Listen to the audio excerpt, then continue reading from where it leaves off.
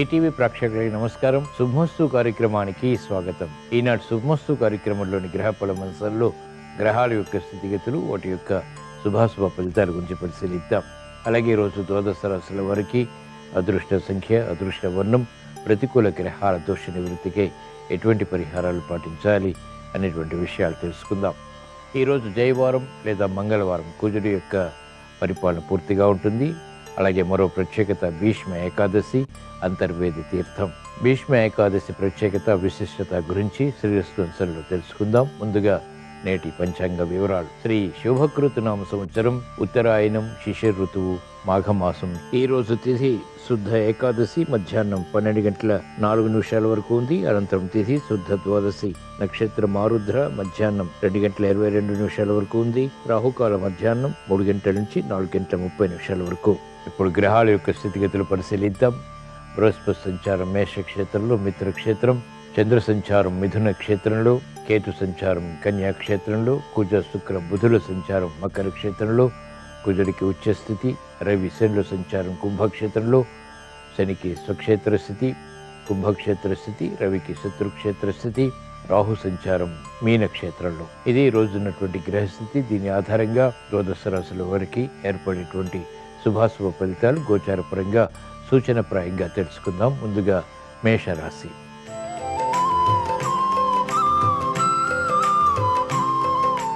ఈరోజు మేషరాశి వారి ఫలితాన్ని పరిశీలించినట్లయితే ఆర్థిక వ్యవహారాలు కలిసి వస్తాయి. ప్రయాణాల ద్వారా ప్రయోజనాలు సాధించగలుగుతారు. మెరుగైనటువంటి అవకాశాలు వృత్తి, వ్యాపార, ఉద్యోగ సంబంధిత కార్యకలాపాలు దగ్గరవుతాయి. ఆశించినటువంటి ప్రయోజనాలు వేగవంతంగా పూర్తి చేసి విజయాలు సాధించగలుగుతారు. గతంలో ఆగిపోయినటువంటి కార్యక్రమాలు ఇప్పుడు పూర్తి చేసి విజయాలు కూడా పొందగలుగుతారు. ఆరోగ్యం పదిలం. నూతన కార్యక్రమాలు మహిళలు గృహపరంగా చేపట్టగలుగుతారు. స్వశక్తితో కూడినటువంటి కార్యాచరణ సంతృప్తిని కలిగిస్తుంది, ఆత్మవిశ్వాసాన్ని పెంపొందింపచేస్తుంది. మెరుగైనటువంటి అవకాశాలు విద్యార్థులకి లాభిస్తాయి. వైద్య వృత్తి వారికి గతంలో కన్నా మెరుగైనటువంటి వాతావరణం వృత్తిపరంగా ఫలాన్ని కలిగిస్తుంది. ఆశించినటువంటి కార్యక్రమాలు న్యాయవాద వృత్తి వారు పూర్తి చేయగలుగుతారు. సినీ రంగం వారికి ప్రాధాన్యత పెరుగుతుంది. మంచి అవకాశాలు వేగవంతంగా దగ్గరవుతాయి. ఆర్థిక లబ్ధికి దోహదపడతాయి. భీష్మ ఏకాదశి సందర్భంగా ఈరోజు మేషరాశి వారు శ్రీ మహావిష్ణువుని సన్నజాజులతో భక్తి శ్రద్ధలతో పూజించి క్షీరాన్నం నైవేద్యంగా నివేదించడం ద్వారా వేగవంతమైనటువంటి విజయాలు ప్రాప్తిస్తాయి. అసాధ్య కార్యక్రమాలు సుసాధ్యంగా మరల్చుకోగలుగుతారు. ఈరోజు మేషరాశి వారి అదృష్ట సంఖ్య 9. ఈరోజు మేషరాశి వారి అదృష్ట వర్ణం ఎరుపు.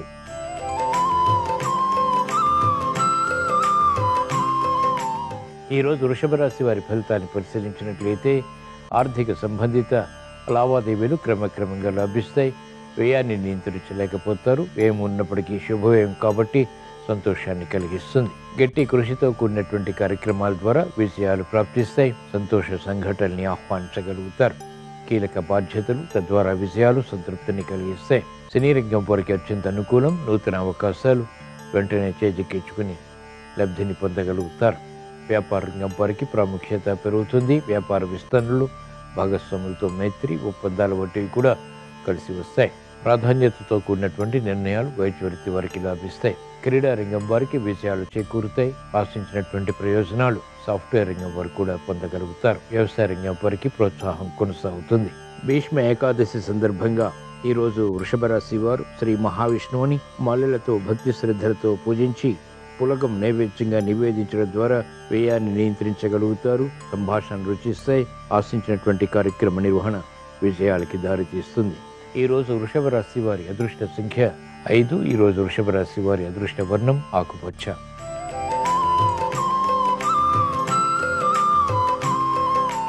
ఈరోజు మిథున రాశి వారి ఫలితాన్ని పరిశీలించినట్లయితే అలంకరణకి ప్రాధాన్యతనిస్తారు. చేపట్టినటువంటి కార్యకలాపాలపై మక్కువ పెరుగుతుంది. శ్రమ అధికమవుతుంది. అయినప్పటికీ అంతిమ విషయాలు సంతృప్తిని కలిగిస్తాయి. శుభవార్తలు వింటారు. నిర్ణయాలు త్వరితగతిని తీసుకోగలుగుతారు. తీసుకున్నటువంటి నిర్ణయాలు స్థిరంగా ఆచరించి తద్వారా విజయాలు కూడా పొందగలుగుతారు. సంతృప్తికర సంఘటనలు మహిళలకు గృహపరంగా లభిస్తాయి. ప్రాధాన్యత పెరుగుతుంది. సంభాషణలు రుచిస్తాయి. కార్యక్రమ నిర్వహణలో నైపుణ్యం క్రీడా రంగం వారికి పెరుగుతుంది. అభివృద్ధి వ్యాపార రంగం వారికి ఆర్థికంగా లాభిస్తుంది. మెరుగైనటువంటి అవకాశాలు వైద్య వృత్తి వారికి లభిస్తాయి. న్యాయవాద వృత్తి వారికి ఆదాయం పెరుగుతుంది. సంకట పరిస్థితుల నుంచి, సమస్యల నుంచి వ్యవసాయ రంగం వారికి విముక్తి లభిస్తుంది. భీష్మ ఏకాదశి సందర్భంగా ఈరోజు మిథున రాశి వారు శ్రీ మహావిష్ణువుని గులాబీలతో భక్తి శ్రద్ధలతో పూజించి పూర్ణం బూరెలు నైవేద్యంగా నివేదించడం ద్వారా లాభదాయకమైనటువంటి కార్యక్రమాలు కలిసి వస్తాయి. అసంతృప్తి సంఘటనలు అనుకూలంగా మరల్చుకుని విజయాలు పొందగలుగుతారు. ఈరోజు మిథున రాశి వారి అదృష్ట సంఖ్య 9. ఈరోజు మిథున రాశి వారి అదృష్ట వర్ణం ఎరుపు.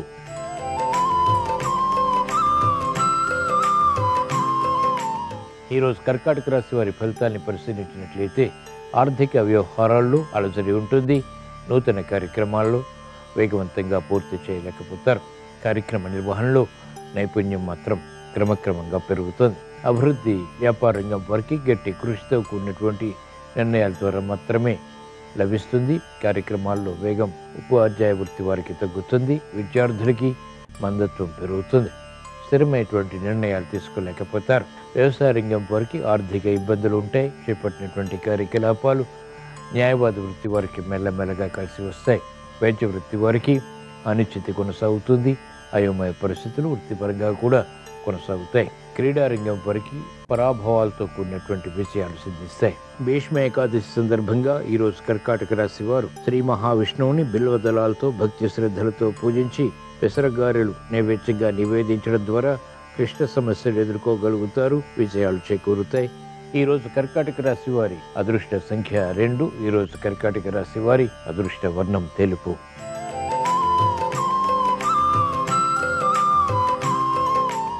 ఈరోజు సింహరాశి వారి ఫలితాన్ని పరిశీలించినట్లయితే ఆర్థిక వ్యవహారాల్లో ఆచితూచి వ్యవహరించాలి. శత్రువులపై విజృంభించగలుగుతారు. మెరుగైనటువంటి అవకాశాలు వృత్తి, వ్యాపార, ఉద్యోగ సంబంధిత కార్యకలాపాల్లో పొందగలుగుతారు. కోర్టు సంబంధిత వ్యవహారాల్లో విజయాలు ప్రాప్తిస్తాయి. ఆశించినటువంటి కార్యక్రమాలు ఆశించినటువంటి విధంగా పూర్తి చేసి అంతిమ విజయాల ద్వారా ఆత్మవిశ్వాసాన్ని పెంపొందింపజేసుకోగలుగుతారు. మంచి అవకాశాలు వ్యాపార రంగం వారికి లభిస్తాయి. ఆసక్తితో కూడినటువంటి వార్తలు మహిళలకు ఇంపును కలిగిస్తాయి. శుభ శకునాలు గోచరిస్తాయి. వృత్తిలో అభివృద్ధి గోచరిస్తుంది. ఉద్యోగ వ్యవహారాల్లో ఉన్నతి లభిస్తుంది. సాఫ్ట్వేర్ రంగం వారికి అత్యంత అనుకూలం. ప్రాధాన్యతతో కూడినటువంటి నిర్ణయాలు వైద్య వృత్తి వారికి లభిస్తాయి. గుర్తింపును తెచ్చిపెడతాయి. న్యాయవాద వృత్తి వారికి ఆదాయం పెరుగుతుంది. సంకట పరిస్థితులు ఉపాధ్యాయ వృత్తి వారికి కనుమరుగవుతాయి. వ్యవసాయ రంగం వారికి ప్రోత్సాహం కొనసాగుతుంది. క్రీడారంగం వారికి ఉత్తమ విజయాలు ప్రాప్తిస్తాయి.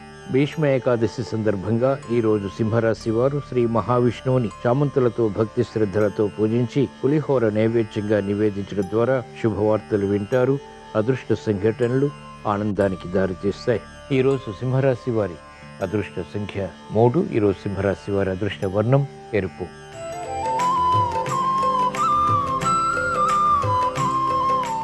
ఈరోజు కన్యారాశి వారి ఫలితాన్ని పరిశీలించినట్లయితే ఆర్థిక వ్యవహారాల్లో ఆచితూచి వ్యవహరించాలి.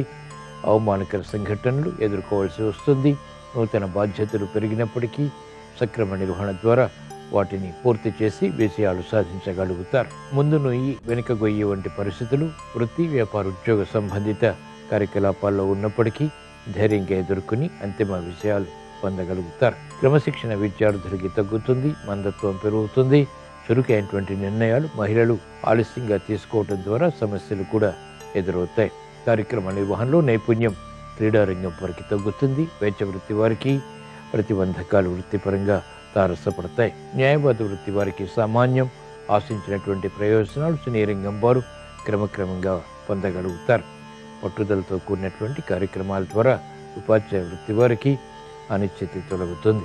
భీష్మ ఏకాదశి సందర్భంగా ఈరోజు కన్యారాశి వారు శ్రీ మహావిష్ణువుని ఎర్ర గులాబీలతో భక్తి శ్రద్ధలతో పూజించి చక్కెర పొంగలి నైవేద్యంగా నివేదించడం ద్వారా అవమానకర సంఘటనలు కనుమరుగవుతాయి. ప్రశాంతత పెరుగుతుంది. ఈరోజు కన్యారాశి వారి అదృష్ట సంఖ్య 3. ఈరోజు కన్యారాశి వారి అదృష్ట వర్ణం తెలుపు.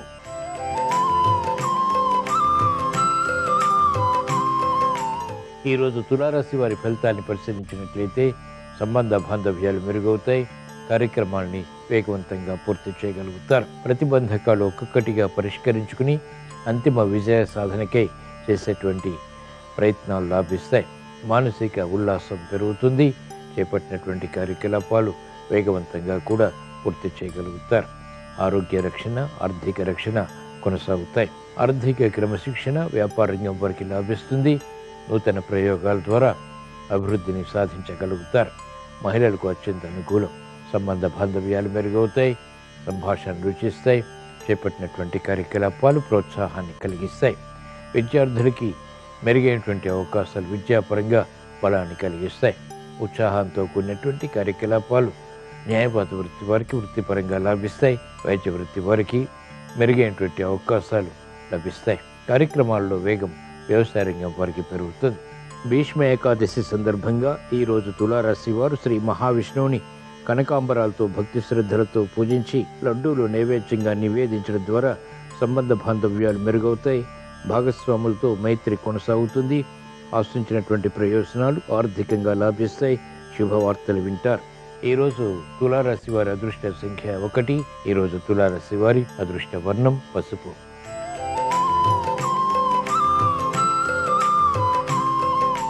ఈరోజు వృశ్చిక రాశి వారి ఫలితాన్ని పరిశీలించినట్లయితే ఆర్థిక వ్యవహారాల్లో ఆచితూచి వ్యవహరించాలి. నూతన కార్యక్రమాల్లో విఘ్నాలు చోటు చేసుకున్నప్పటికీ అంతిమ విజయాలు సంతృప్తిని కలిగిస్తాయి. శత్రుత్వాలు పెరుగుతాయి. మిత్రుల ద్వారా లబ్ధికే చేసేటువంటి ప్రయత్నాల్లో విఘ్నాల్ని కూడా చవి చూస్తారు. గందరగోళ పరిస్థితులు వృత్తి, వ్యాపార, ఉద్యోగ సంబంధిత కార్యక్రమాల్లో ఉన్నప్పటికీ నియంత్రించగలుగుతారు. మహిళలు ఆరోగ్య విషయంలో జాగ్రత్తలు పాటించాలి.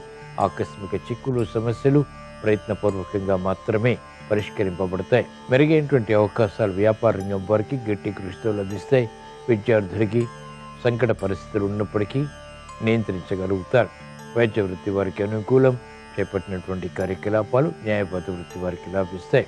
భీష్మ ఏకాదశి సందర్భంగా ఈరోజు వృశ్చిక రాశి వారు శ్రీ మహావిష్ణువుని నందివర్ధనాలతో భక్తి శ్రద్ధలతో పూజించి రవ్వ లడ్డూలు నైవేద్యంగా నివేదించడం ద్వారా శత్రుత్వాలు మిత్రత్వంగా మార్చుకునేటువంటి శక్తి సామర్థ్యాలు పెరుగుతాయి. కోర్టు సంబంధిత వ్యవహారాల్లో విజయాలు సాధించగలుగుతారు. ఈరోజు వృశ్చిక రాశి వారి అదృష్ట సంఖ్య 9. ఈరోజు వృశ్చిక రాశి వారి అదృష్ట వర్ణం ఎరుపు.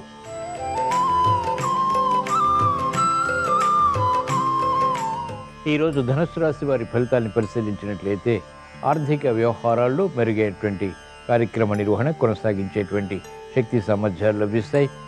ఆలోచన సంపత్తి పెరుగుతుంది. కార్యక్రమాల్లో వేగం కూడా అభివృద్ధికి దోహదపడుతుంది. మెరుగైనటువంటి అవకాశాలు విద్యార్థులు సద్వినియోగపరచుకోగలుగుతారు. మహిళలకు సంతోష వార్తలు ఇంపును కలిగిస్తాయి. గృహ విషయాల్లో చాకచక్యం పెరుగుతుంది. అభివృద్ధిని కలిగించేటువంటి అంశాలు ఆనందానికి దారితీస్తాయి. వ్యాపార రంగం వారికి అత్యంత అనుకూలం. నూతన కార్యక్రమాలు ప్రారంభించగలుగుతారు. వ్యవసాయ రంగం వారికి ఆర్థిక వృద్ధి, వృత్తిపరమైనటువంటి వృద్ధి బలాన్ని కలిగిస్తుంది. ఆత్మవిశ్వాసాన్ని పెంపొందింపచేస్తుంది. న్యాయవాద వృత్తి వారికి వృత్తిపరమైనటువంటి వ్యవహారాల్లో పేరు ప్రఖ్యాతులు పెరుగుతాయి. వైద్య వృత్తి వారికి తిరుగులేనటువంటి కార్యక్రమాలు వృత్తిపరంగా బలాన్ని కలిగిస్తాయి. కార్యక్రమ నిర్వహణలో నైపుణ్యం క్రీడారంగం వారు కలిగి ఉంటారు. ప్రత్యర్థులు బలహీనపడతారు. ఆశాజనకమైనటువంటి వాతావరణం ఉపాధ్యాయ వృత్తి వారికి ఆత్మవిశ్వాసాన్ని పెంపొందింపచేస్తుంది. వ్యవసాయ రంగం వారికి అత్యంత అనుకూలం. సాఫ్ట్వేర్ రంగం వారికి ఉన్నతి లభిస్తుంది. వృత్తిపరమైనటువంటి వ్యవహారాల్లో అభివృద్ధి సంతోషానికి దారితీస్తుంది.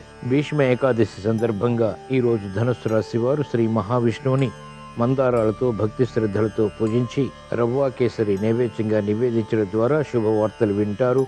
ఆలోచన సంపత్తి పెరుగుతుంది. తెలివైనటువంటి నిర్ణయాల ద్వారా ఆగిపోయినటువంటి కార్యక్రమాలు విజయవంతంగా పూర్తి చేసి విజయాలు సాధించగలుగుతారు. ఈరోజు ధనుస్సు రాశి వారి అదృష్ట సంఖ్య 6. ఈరోజు ధనుస్సు రాశి వారి అదృష్ట వర్ణం పసుపు.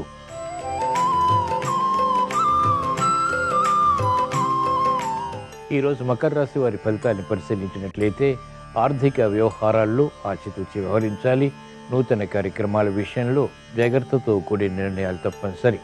ప్రతి పనిని ఆలోచించి నిర్ణయాలు తీసుకుని చేపట్టడం ద్వారా క్షేమదాయకమైనటువంటి ఫలితాలు పొందగలుగుతారు. విఘ్నాలు నియంత్రించగలుగుతారు. అభివృద్ధి కార్యక్రమాలు క్రమక్రమంగా మెరుగవుతాయి. కార్యక్రమ నిర్వహణలో నైపుణ్యం క్రీడారంగం వారికి మెల్లమెల్లగా లభిస్తుంది. బలమైనటువంటి మిత్రుల్ని ఢీకొట్టవలసినటువంటి ఆవశ్యకత ఉంటుంది. కార్యక్రమ నిర్వహణలో నైపుణ్యం విద్యారంగం వారు క్రమక్రమంగా పొందగలుగుతారు. ఆసక్తికరమైనటువంటి అంశాలు వ్యాపార రంగం వారికి కొనసాగుతాయి. పెట్టుబడుల విషయంలో ఆందోళన ఉన్నప్పటికీ గట్టి ప్రయత్నాల ద్వారా వాటిని అధిగమించగలుగుతారు. కార్యక్రమ నిర్వహణలో నైపుణ్యం కళారంగం వారు ప్రదర్శించగలుగుతారు. చేపట్టినటువంటి కార్యక్రమాలు సాఫ్ట్వేర్ రంగం వారికి మెల్లమెల్లగా కలిసి వస్తాయి. నూతన ఉత్సాహంతో కూడినటువంటి కార్యాచరణ వ్యవసాయ రంగం వారికి లాభిస్తుంది. గతంలో కన్నా మెరుగైనటువంటి వాతావరణం అన్ని రంగాల వారికి ఆనందాన్ని కలిగిస్తుంది. భీష్మ ఏకాదశి సందర్భంగా ఈరోజు మకర రాశి వారు శ్రీ మహావిష్ణువుని పారిజాతాలతో భక్తి శ్రద్ధలతో పూజించి కొబ్బరి అన్నం నైవేద్యంగా నివేదించడం ద్వారా మెరుగైనటువంటి అవకాశాలు వృత్తి, వ్యాపార, ఉద్యోగ సంబంధిత కార్యక్రమాల్లో పొందగలుగుతారు. శ్రమ తగ్గుతుంది. క్లిష్ట సమస్యలు పరిష్కరింపబడతాయి. ఈరోజు మకర రాశి వారి అదృష్ట సంఖ్య 2. ఈరోజు మకర రాశి వారి అదృష్ట వర్ణం ఆకుపచ్చ.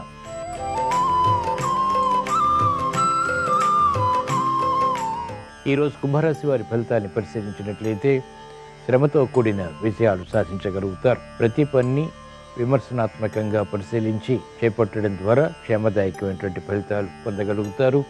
అభివృద్ధి విషయంలో ఆటంకాలు ఏర్పడినప్పటికీ గట్టి పట్టుదలతో కూడినటువంటి కార్యక్రమ నిర్వహణ ద్వారా అంతిమ విజయాలు సాధించగలుగుతారు.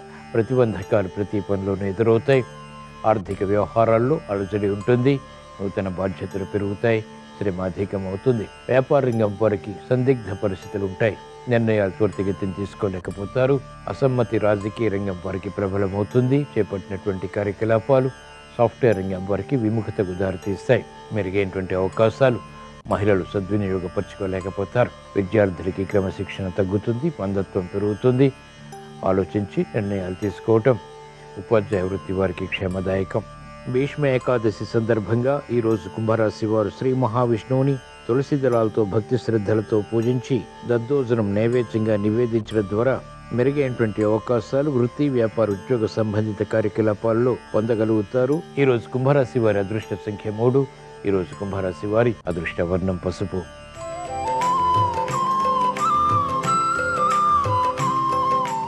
ఈరోజు మీనరాశి వారి ఫలితాన్ని పరిశీలించినట్లయితే సంబంధ బాంధవ్యాలు మెరుగవుతాయి. అవకాశాలు సద్వినియోగపరచుకోగలుగుతారు. నూతన ఉత్సాహంతో కూడినటువంటి కార్యక్రమ నిర్వహణ కలిసి వస్తుంది. మిత్రుల ద్వారా లబ్ధి చేకూరుతుంది. ఆగిపోయినటువంటి కార్యకలాపాలు పునఃప్రారంభించి విజయాలు పొందగలుగుతారు. విదేశీ పర్యటనలు ఉపకరిస్తాయి. వినోదాల్లో పాల్గొంటారు. ఆర్థిక వ్యవహారాలు లాభిస్తాయి. సంబంధ బాంధవ్యాలు మహిళలకు కలిసి వస్తాయి. గృహ విషయాలు అనుకూలం. వృత్తి, వ్యాపార, ఉద్యోగ సంబంధిత కార్యక్రమాల్లో కూడా ప్రాధాన్యత సంతరించుకునేటువంటి అంశాలు ఆనందాన్ని కలిగిస్తాయి. విద్యార్థులకి సూక్ష్మత పెరుగుతుంది. విదేశీ విద్యపై అవగాహనతో కూడినటువంటి విజయాలు సంతృప్తిని, ఆత్మవిశ్వాసాన్ని పెంపొందింపచేస్తాయి. లాభదాయకమైనటువంటి కార్యకలాపాలు వ్యాపార రంగం వారు చేపట్టగలుగుతారు. అభివృద్ధి న్యాయవాద వృత్తి వారికి కొనసాగుతుంది. వైద్య వృత్తి వారికి పరిశోధనలు ఫలిస్తాయి. శాస్త్రజ్ఞులుగా చెందనుకూలం. వ్యవసాయ రంగం వారికి ఆదాయం పెరుగుతుంది. క్రీడారంగం వారికి ఉత్తమ విజయాలు ఆత్మవిశ్వాసాన్ని కలిగిస్తాయి. భీష్మ ఏకాదశి సందర్భంగా ఈరోజు మీనరాశి వారు శ్రీ మహావిష్ణువుని మల్లెలతో భక్తి శ్రద్ధలతో పూజించి బూరెలు నైవేద్యంగా నివేదించడం ద్వారా ఆదాయాన్ని పెంపొందింప చేసుకోగలుగుతారు. ఆరోగ్య రక్షణ చేకూరుతుంది. ఈరోజు మీనరాశి వారి అదృష్ట సంఖ్య 9. ఈరోజు మీనరాశి వారి అదృష్ట వర్ణం ఎరుపు.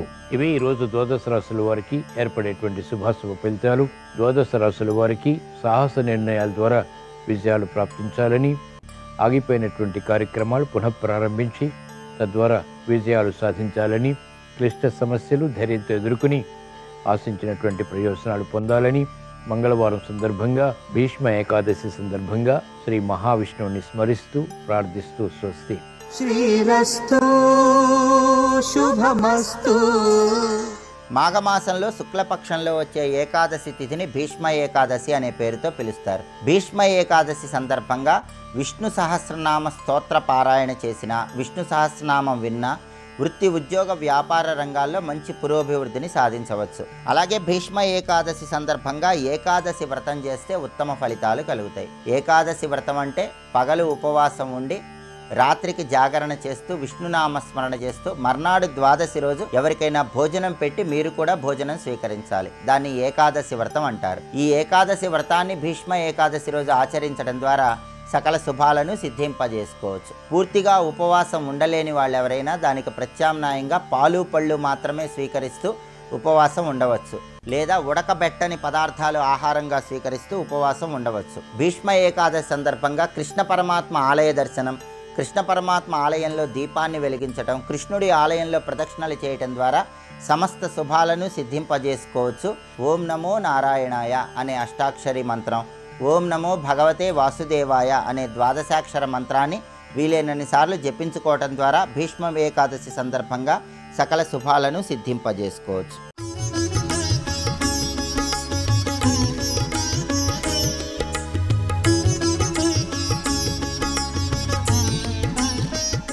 శుభమస్తు కార్యక్రమంలో అదృష్ట జాతకం అంశానికి స్వాగతం. ఈరోజు భీష్మ ఏకాదశి. భీష్మ పితామహుడు అందరికీ అందించినటువంటి విష్ణు సహస్రనామ స్తోత్ర పఠనం ప్రతి ఒక్కరూ కూడాను ఈ సుదినాన పఠించడం వల్ల భీష్ముల వారి యొక్క దివ్యవంతమైనటువంటి అనుగ్రహంతో పాటు పరమాత్మ యొక్క దివ్యానుగ్రహాన్ని ప్రతివారు కూడా పొందడానికి ఆస్కారం అత్యధికంగా ఉంది. ఈ రోజున చేసేటువంటి దాన ధర్మాలు సర్వవిధ శ్రేయోదాయకవంతమైన ప్రభావాన్ని మనకు కలిగిస్తాయి. ఇక అదృష్ట జాతకరీత్యా వ్యక్తిత్వ లక్షణం కలిగినటువంటి అదృష్ట యోగాన్ని పట్టించేటువంటి పాదాలను గురించి తెలుసుకుందాం. ఈ అరికాళ్ళు గనక మృదువుగా ఉన్నట్టయితే వారికి తప్పనిసరిగా వాహన సౌఖ్యం ఉండి తీరుతుంది. పాదాలు ఎప్పుడూ కఠినంగా ఉండకూడదు అంటోంది శాస్త్రం. పాదములు సమంగా ఉండటం చాలా శుభప్రదమైనటువంటి లక్షణానికి సూచకం. పొడవుగా ఉంటే తీరిక లేని ప్రయాణాలు అత్యధికంగా ఉంటాయి. పాదాలు గనక పొడవుగా ఉన్నట్లయితే ఆ వ్యక్తి ఎక్కువగా ప్రయాణాలు చేయవలసి వస్తుందన్నమాట. పొట్టిగా గనక ఉన్నట్లయితే తగిన వృత్తులలో స్థిర జీవితాన్ని గడపడానికి ఆస్కారం ఉందని శాస్త్రం తెలియజేస్తుంది. అంతేకాకుండా సదరంగా గనక పాదాలు ఉన్నట్లయితే విశ్రాంతి లేని జీవితాన్ని గడుపుతారు సదరంగా పాదాలు ఉన్నటువంటి వారు. వంకరగా పాదాలు ఉంటే అంత గొప్ప విశేషకరమైన ప్రభావాన్ని ఇవ్వదు. కష్టపడి జీవితాన్ని సాగించాల్సి ఉంటుందన్నమాట.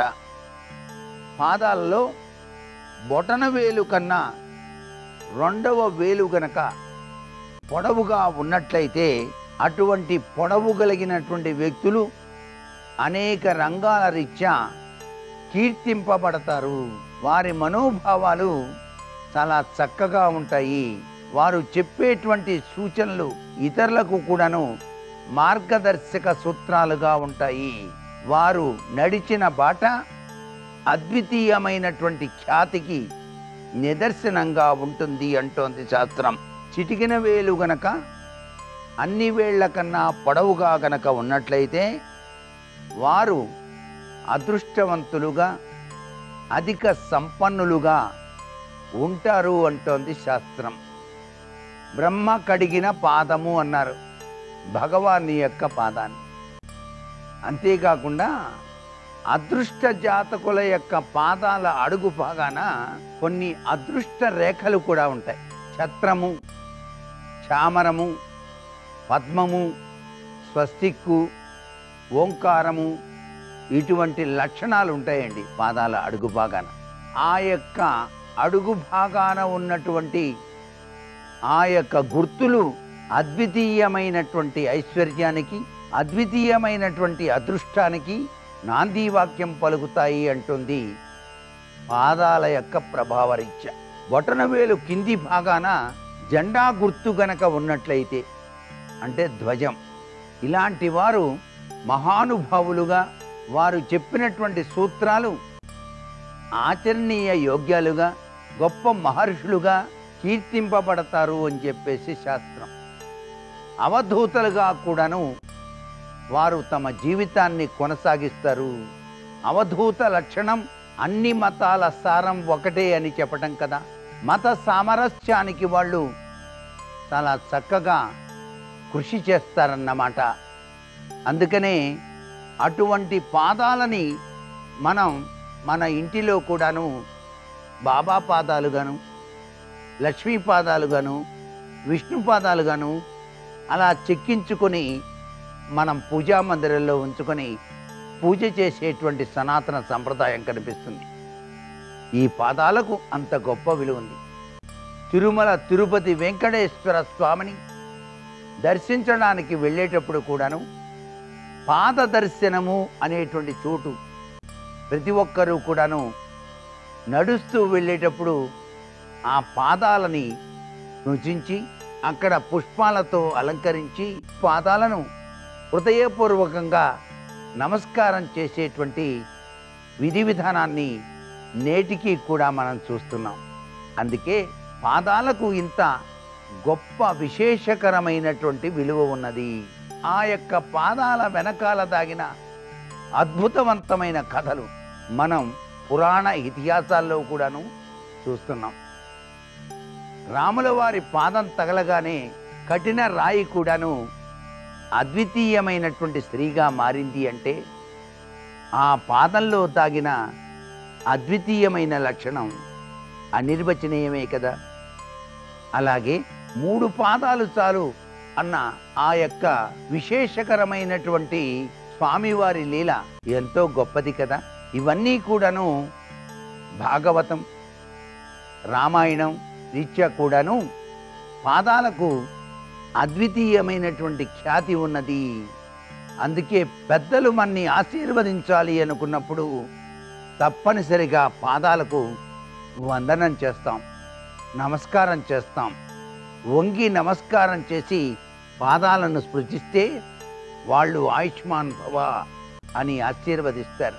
గణేశుడికి ఆ యొక్క అద్వితీయమైనటువంటి విశిష్ట స్థానం పొందాలి అనుకున్నప్పుడు ఆ యొక్క తల్లిదండ్రుల పాదాలని శరణు వేడాడు కదా. ఇంత గొప్ప విశేషం పాదాలలో దాగిన అమృత తుల్యం. అందుకే మనం పూజ చేసేటప్పుడు తప్పనిసరిగా పాదాలకు పుష్పాలను అమర్చేటువంటి సాంప్రదాయం కనిపిస్తుంది. మనం ఏ పూజ చేసినా పాదాల వద్దే పూజ చేస్తాం. అలా పూజ చేయటం వలన ఆ యొక్క అద్వితీయమైన శక్తి మనకు అదృష్టాన్ని ప్రసాదిస్తుంది సుమా అంటోంది శాస్త్రం.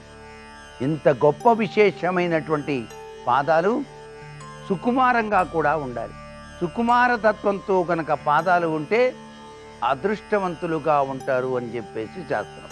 మరికొన్ని ముఖ్య విషయాలు రేపటి అదృష్ట జాతకం అంశంలో తెలుసుకుందామా? మరి సర్వే జనా సుఖినో భవంతు.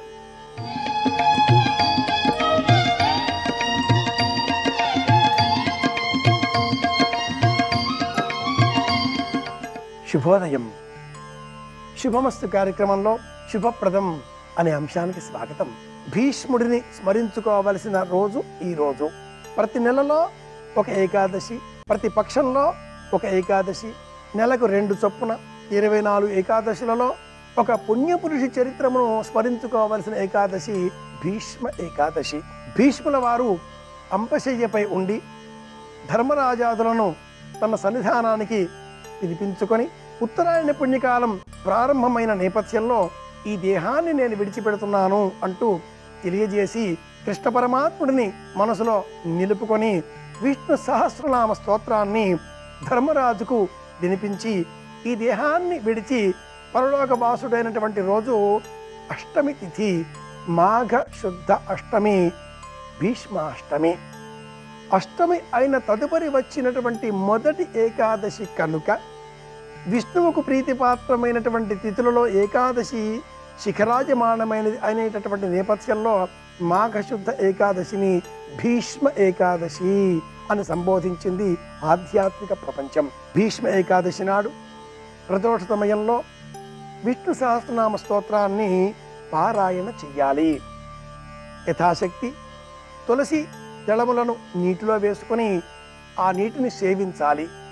యథాశక్తిగా అనే మాటలో ఉండే అంతరార్థం ఏమిటి అంటే ఏకాదశి వ్రతం అనగానే ఏ పదార్థాన్ని స్వీకరించకూడదు, జలమును సైతం స్వీకరించకూడదు, పూర్ణమైన ఉపవాస వ్రతం పాటించాలి అంటూ శాస్త్రం వర్ణించినప్పటికీ శరీరమాద్యం ఖలు ధర్మ సాధనం, శరీరం నిలుచుని ఉండాలి, పడిపోకుండా ఉండాలి, దైవ ధ్యానం చేసేటటువంటి శక్తి మనసుకు కలిగి ఉండాలి అంటే ఆధునిక జీవశాస్త్ర రీత్యా, భౌతిక జీవన విధానాల రీత్యా ఏదో ఒక ఆహార పదార్థాన్ని స్వీకరించక తప్పనిసరి కాలం వచ్చింది కనుక స్వీకరించే ఆ పదార్థం దైవార్పణంగా భావన చేస్తూ స్వల్ప ప్రమాణంలో స్వీకరించి దైవనామస్మరణ చెయ్యాలి అంటుంది పరిహార విజ్ఞాన శాస్త్రం. అష్టవసువులు వారు అందులో మహర్షి ఆశ్రమాన్ని సమీపించి ఆశ్రమంలో ఉన్న నందిని ధేనువును చూచి ముచ్చట పడ్డారు. అష్టవసువులలో 8వ వసువు పేరు ప్రభాసుడు.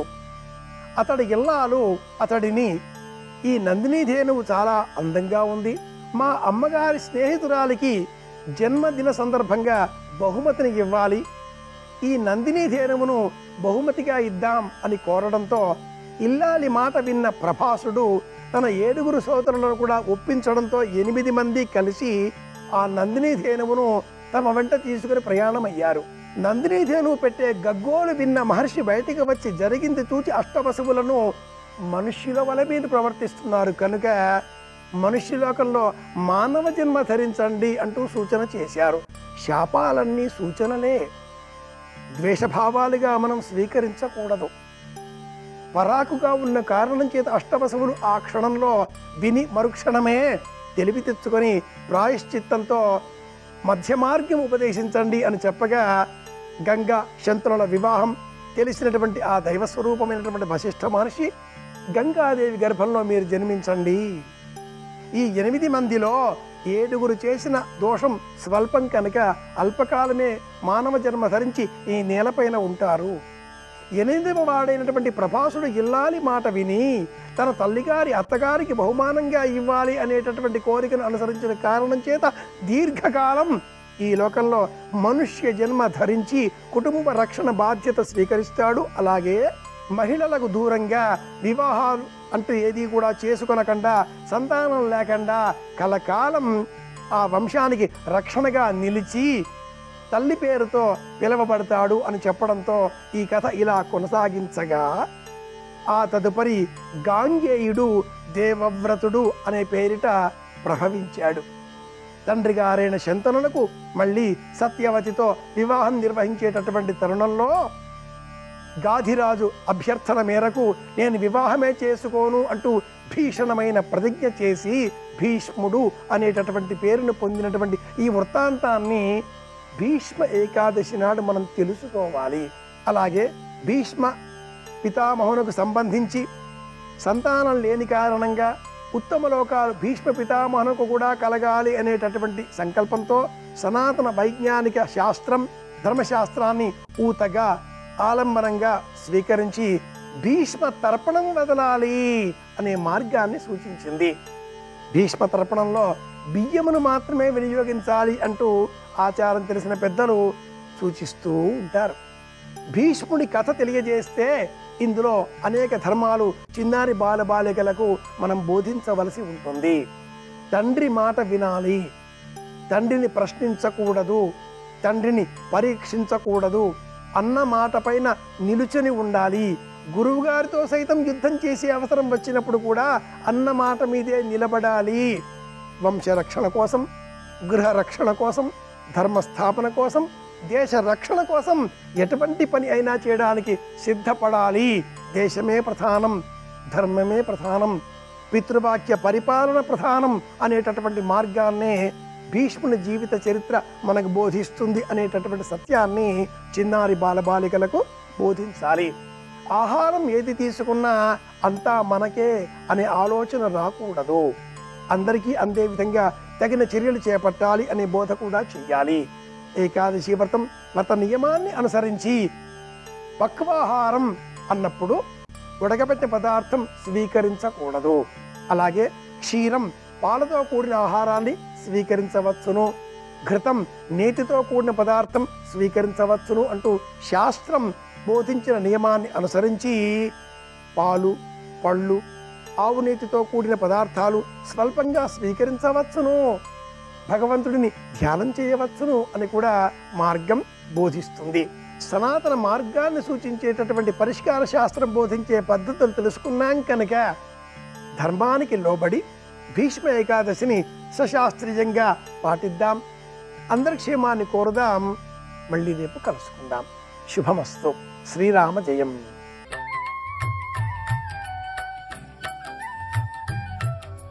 దినకరా శుభకరా దేవా దీనాహార తిమిర సంహార దినకరా శుభకరా.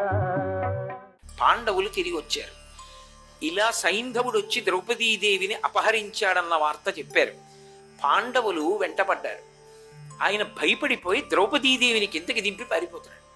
పారిపోతున్నప్పుడు భీముడు అర్జునుడు వెంట తరిమారు. అప్పటి వరకు కలిసి వస్తే బాగుందనుకోవడం, వాతావరణం వెనక్కి తిరిగిందంటే పారిపోవడం భీరుల యొక్క లక్షణం, సిద్ధాంతం లేని వాళ్ళ జీవితం.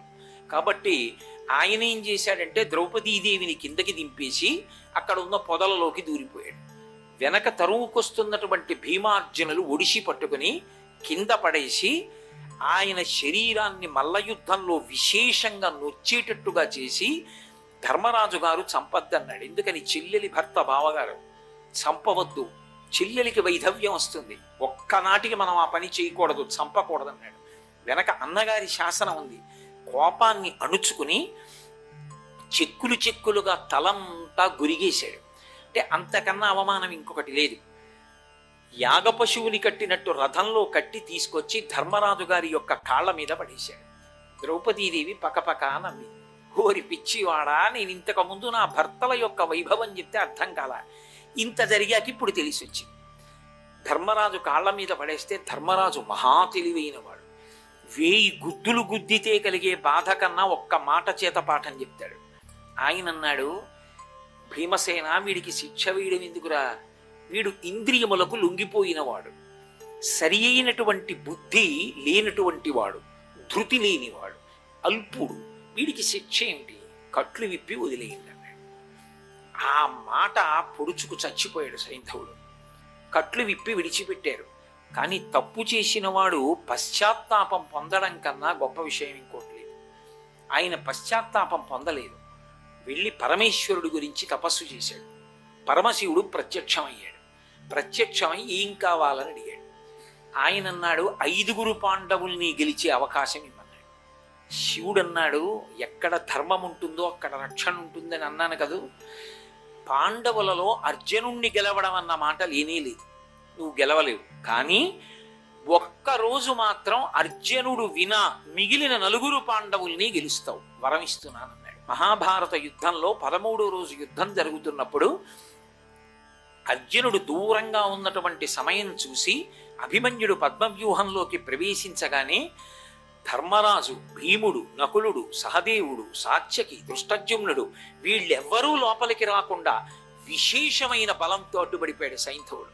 అందుకే ఇప్పటికీ సైంధవుళ్ళు అడ్డుపడ్డాడు రా అంటారు. తాను అడ్డుపడ్డ కారణం చేత ఆ రోజున ఒక్క వీరుడు కూడా లోపలికి రాలేకపోయాడు, అభిమన్యుడికి సహాయం అందించలేకపోయాడు. అభిమన్యుడు మరణించాడు ఆ యుద్ధంలో. అయిపోయింది, ఒకరోజు వరం పూర్తయిపోయింది కదా. అర్జునుడికి ఈ మాట తెలిసింది. అగ్నిహోత్రంలా వెనక్కి వచ్చాడు శిబిరానికి.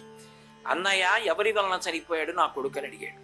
సైంధవుడి వల్ల చనిపోయాడు రా, శివుడిచ్చిన వరం ఉంది, ఒకరోజు ఆపగలడు, ఆపేశాడు రా, మమ్మల్ని అడ్డుపడ్డాడు, లోపలికి వెళ్ళలేకపోయామన్నాడు ధర్మరాజు.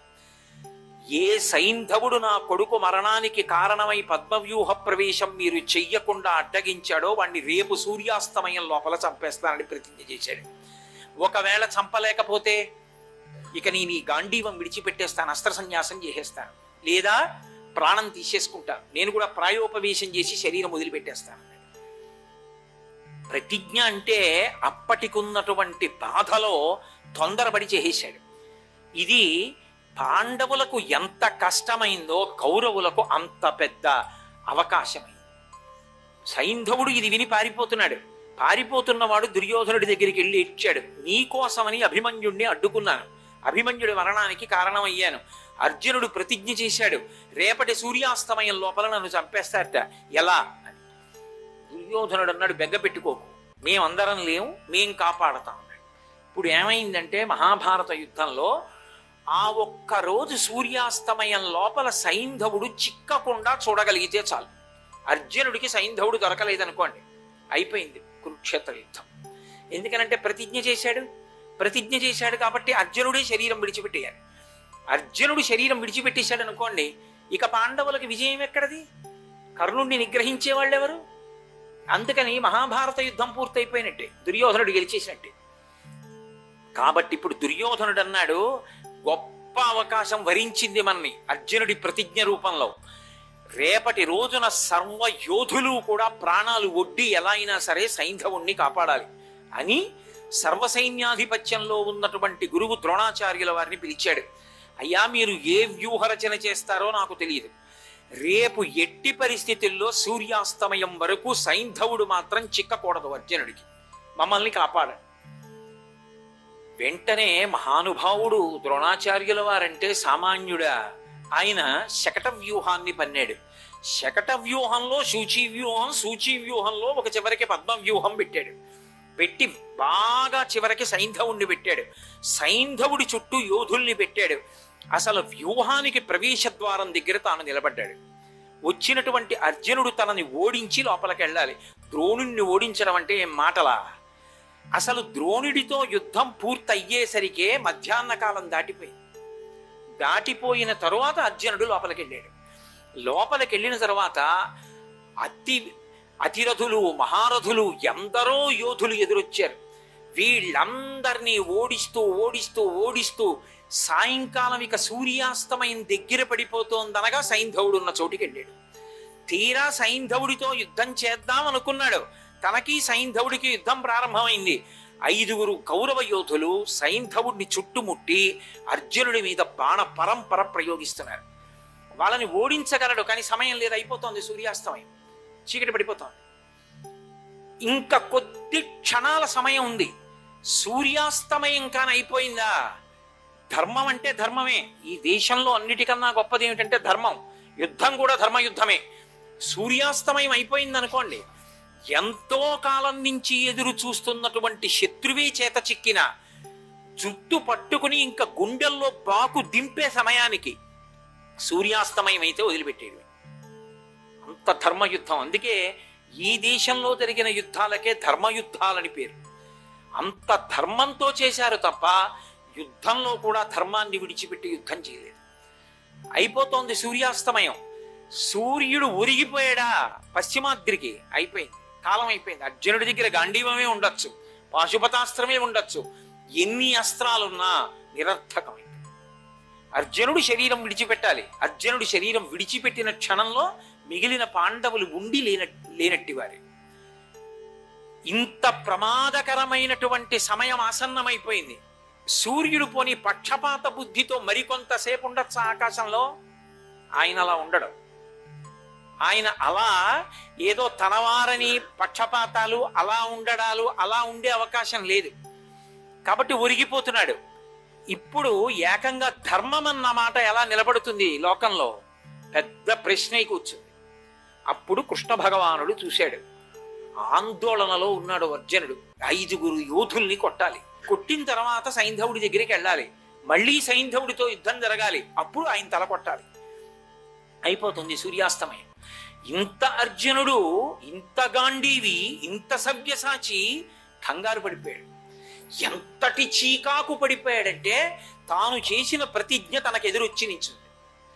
అటువంటి సందర్భంలో కృష్ణ భగవానుడు అన్నాడు వెనక నుంచి, తగన్ చలము పెనగా సనదిక. మహానుభావుడైనటువంటి ఆ సూర్యుడున్నాడే ఇనుడు పశ్చిమ ధరాధరంబు చెరబోయే కావున నేనొక ఉపాయంబు నేడు కల్పించదా దానచేత కాని దాయవడడు అన్నాడు. ఓ అర్జున, తొందరపడకు. ఇక ఇప్పుడు నువ్వు ఇలాగే యుద్ధం చేస్తూనే సైంధవుణ్ణి చంపుతానంటే అవదు, చంపలేవు. ఎందుకో తెలుసా? నీ శక్తి లేక కాదు, సమయం లేదు. అయిపోయింది. ఇనుడు పశ్చిమాద్యుడి చేరిపోతున్నాడు. ఒరిగిపోయాడా? అయిపోయింది, అంతే. సూర్యాస్తమయం అయిందా? ఇక నువ్వు బాణం వేయకూడదు. అయిపోయింది, సైంధవుడు గెలిచేశాడు.